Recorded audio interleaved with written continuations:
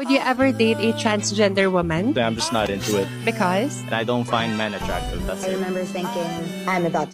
Why? Hindi ba pwedeng magkaroon kami ng sarili naming choice? Ng sarili naming gusto? Ng sarili naming pamamaraan? Kailangan ba gustuhin namin yung mga gusto nyo din?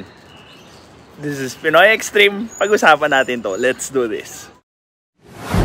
This is Pinoy Extreme.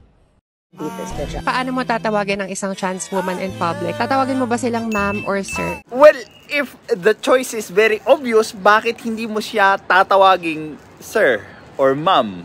'Di ba? Kasi ang pinakaunang basehan naman talaga ng paggamit ng pronouns, most likely it's the gender. Hindi naman pwedeng dahil lang sa, oh, feel ko, sir ako ngayon. Feel ko, ma'am ako bukas. Pwede mo nang pagpalit-palitin yon in such manner. Well, language is precise. Are you guys comfortable kapag nag-CR ang mga trans women sa public restroom? Hindi. Well, ano pa bang pipigil sa mga tao para gamitin yung ganong klaseng loophole para makagawa ng hindi maganda doon sa ladies restroom?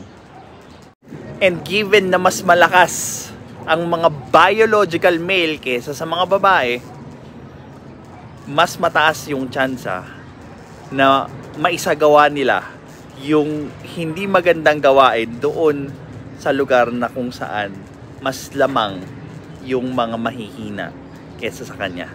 Kasi tingin niyo po ba importante na tanungin ang pronoun ng isang tao bago niyo sila tawagin?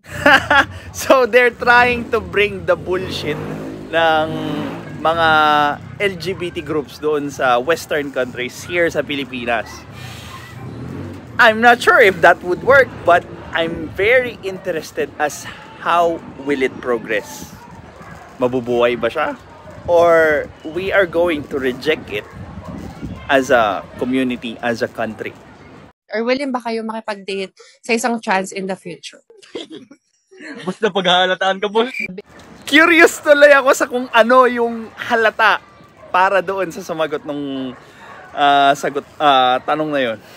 Ano kaya yung halata? Halata na trans yung nag-interview or halata yung gusto niyang i-push na idea?